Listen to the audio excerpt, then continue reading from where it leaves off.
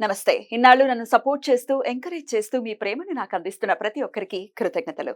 అలాగే ఈ వీడియో కూడా ఖచ్చితంగా మీకు ఉపయోగపడుతుంది. లైక్, షేర్ అండ్ సబ్స్క్రైబ్ చేసి మీ సపోర్ట్‌ని నాకు అందించండి. అలాగే ఈ వీడియో పట్ల మీకున్న అభిప్రాయాన్ని కామెంట్ సెక్షన్‌లో కామెంట్ చేసి తెలియజేయండి. ఇప్పుడు వీడియోని చూద్దాం. ఓం శ్రీ గణేశాయ నమః. ఓం శ్రీ విష్ణురూపాయ నమః శివాయ. నమస్కారం అండి. 2024 జూలై మాసంలో ద్వాదశ రాశి వాళ్ళ మాస ఫలితాలు ఎలా ఉందో తెలుసుకుందాం. దానికన్నా ముందు ఈ ఒక మాసంలో అంటే 2024 జూలై మాసంలో గ్రహ సంచారం ఎలా ఉందో తెలుసుకుందాం.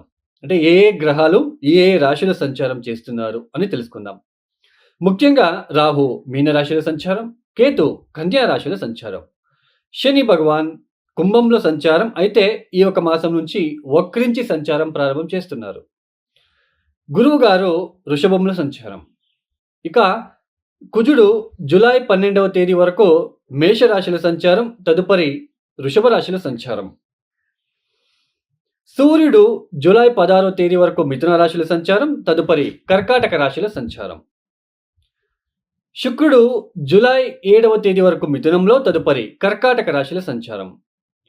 ఇక్కడ శుక్రుడు ఈ యొక్క జూలై 11వ తేదీ తర్వాత అస్తంగత త్యాగం చేస్తున్నాడు.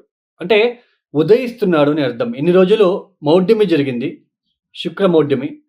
సో ఇక మీద ఉదయిస్తున్నాడని చెప్పుకోవచ్చు. సో శుక్రుడు అస్తంగతం అంటే శుక్రమౌఢ్యమి జరిగేటప్పుడు, గురుమౌఢ్యమి జరిగేటప్పుడు శుభకార్యాలని చేసుకోరాదు. అందులోన పెళ్లి కావచ్చు, గృహ ప్రవేశం కావచ్చు, ఇలా శుభకార్యాలకి నిషిద్ధమనే చెప్పుకోవచ్చు. ఎందుకంటే వీళ్ళిద్దరు ప్రముఖులు శుభకార్యాలకి, పెళ్లి విషయంలో, ఒక ఇంటికి సంబంధించిన విషయంలో వీళ్ళిద్దరూ ప్రముఖంగా పాత్ర వహిస్తారని చెప్పుకోవచ్చు. సో ఈ ఒక మాసం జూలై 11వ తేదీ తర్వాత శుక్రుడు ఉదయిస్తున్నాడు. బుధుడు జూలై 18వ తేదీ వరకు కర్కాటక రాశిలో సంచారం, తదుపరి సింహ రాశిలో సంచారం.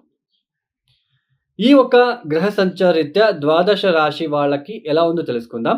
ముఖ్యంగా ప్రేక్షకులకి ఒక మాట చెప్పాలనుకుంటున్నాను. ఇక్కడ ప్రతి ఒక్క వ్యక్తికి కూడా, ప్రతి ఒక్క జీవికి కూడా తన ఒక్క కర్మ నుంచి, అంటే తన ఒక కర్మ ద్వారా వచ్చే ఫలితాలు. ఇక్కడ వాళ్ళు పుట్టినప్పుడు వాళ్ళు పుట్టిన డేట్ ఆఫ్ బర్త్, టైమింగ్స్ ప్రకారము ఇక్కడ ముఖ్యంగా వాళ్ళ జన్మ జాతకంలో ఏ గ్రహ దోషాలు ఉన్నాయి, ఏ ఇబ్బందులు పడుతున్నారు, అంటే కర్మానుసారంగా వాళ్ళు చేసిన కర్మానుసారంగా ఈ ఒక జన్మలో సో సుఖమా దుఃఖమా అని నిర్ణయించేది జాతకం. ఇలాంటి జాతక చక్రంలో గ్రహ దశాలు అనేది చాలా ఇంపార్టెంట్ అండి. గ్రహ దశాలు అనేది చాలా ప్రముఖమైన పాత్ర వహిస్తుంది. ఇప్పుడు చూడండి, ఒక దశాభుక్తిలో అంటే ఇప్పుడు చంద్రమహాదశ శని భుక్తి, చంద్రమహాదశ బుధ భుక్తి, చంద్రమహాదశ కుజ భుక్తి, ఇలా దశాభుక్తులు వచ్చినప్పుడు, ఒక దశాభుక్తులు వచ్చినప్పుడు, ఒక భుక్తి వచ్చినప్పుడు చాలా ఇబ్బంది లేకుండా ఉంటుంది. లైఫ్ అనేది చాలా బాగా వెళ్తూ ఉంటుంది. ఒక భుక్తి వచ్చినప్పుడు చాలా ఇబ్బందులు పడాల్సి ఉంటుంది. ఇలా దశాభుక్తులు ఫెయిల్ అయినప్పుడు గోచారంలో, ఇప్పుడు రాశి ఫలితాలు మనం చెప్పుకుంటున్నాం కదా. సో దశాభుక్తులు ఫెయిల్ అయినప్పుడు గోచారంలో ఉంటున్న ఒక గ్రహ సంచారాల వల్ల, ఇప్పుడు గురుబలం ఉంది, శని బలం ఉంది అన్నప్పుడు దశాభుక్తులు ఫెయిల్ అయినప్పుడు ఇవి ఆదుకుంటాయి మనల్ని. సో ఇలా దశాభుక్తులు బాలేదు, గోచారంలో గురుబలం లేదు, శని బలం లేదు అన్నప్పుడు చాలా తీవ్రమైన కష్టానికి గురి అవ్వాల్సిన ఒక ప్రమేయం ఏర్పడుతూ ఉంటుంది. సమాజంలో అపకీర్తి కావచ్చు, మ్యారేజ్ విషయంలో అంటే పెళ్లి జీవితంలో ఇబ్బందులు కావచ్చు, కుటుంబ వ్యక్తులతో తగాదాలు కావచ్చు, అన్నదమ్ముల మధ్య తగాదాలు కావచ్చు, ఇలా ఒక దశాభుక్తులకి తగ్గట్టుగా కొన్ని పరిహారాలు వస్తాయండి. మనమే స్వయంగా మనమే చేసుకోవాల్సిన ఒక చిన్న పరిహారాలు వస్తాయి. చాలా ఉన్నాయి, దశాభుక్తికి తగ్గట్టు ఉన్నాయి. మనం ఏదో ఒకసారి ఒక టెంపుల్‌కి వెళ్ళో, ఒక హోమం చేపించగానే మన కర్మ తగ్గింది అని అనుకుంటే అది తప్పు అండి.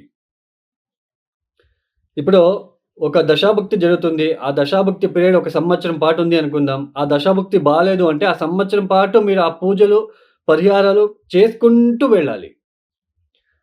సో చాలామంది చెప్తూ ఉంటారు, సో నేను ఆల్రెడీ ఆ పూజలు చేశాను, ఈ పూజలు చేపించాను, వాళ్ళ దగ్గరికి వెళ్ళాను, వాళ్ళ దగ్గరికి చేపించానని. బట్ మాకు తగ్గలేదు. అంటే కొన్ని మీ జాతకంలో కొన్ని గ్రహాలు ఏ స్థానాల్లో ఉన్నాయి, ఏ రాశిలో ఉన్నాయి, ఆ రాశికి తగ్గట్టు మనం పరిహారాలు చేసుకుంటే మాత్రం అది. ఇక ధనుస్సు రాశి. ఈ ధనుస్సు రాశి వాళ్ళకి ఈ ఒక మాసంలో ఒక్క కుజుడు మాత్రమే కాస్త యోగిస్తున్నారు. తర్వాత తృతీయంలో శని భగవానుడు.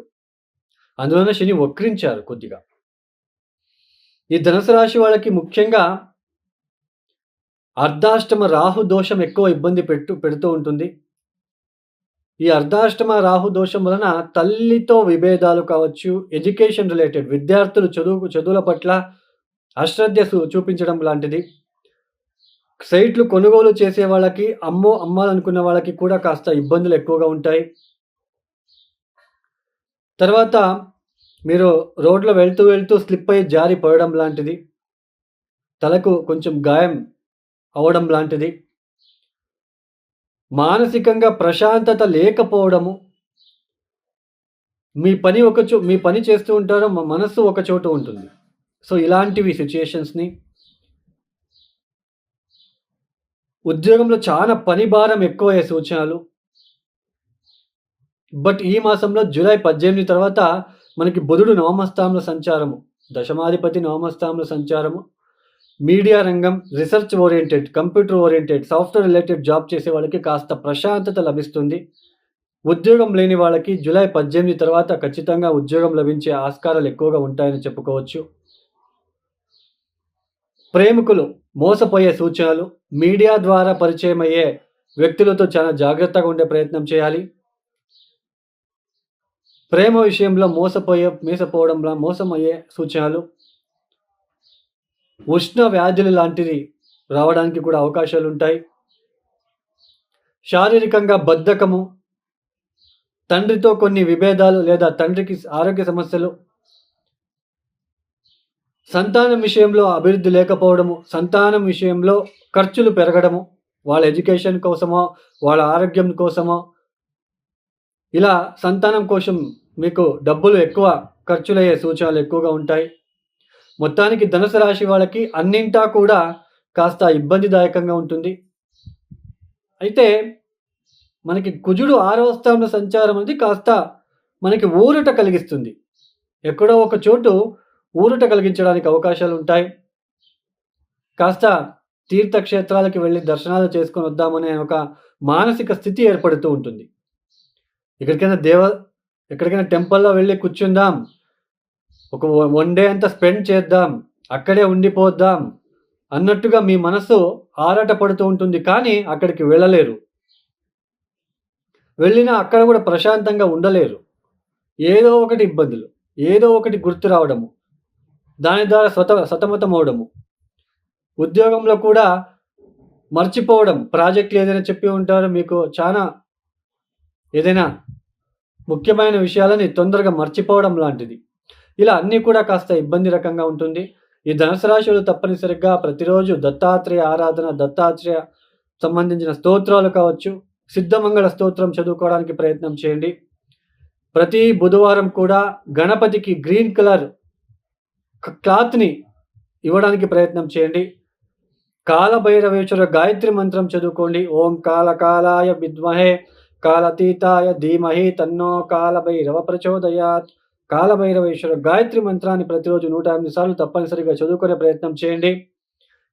నల్ల మినుములని బెల్లంతో కలిపి ఆవులకి తినిపించే ప్రయత్నం చేసుకోండి.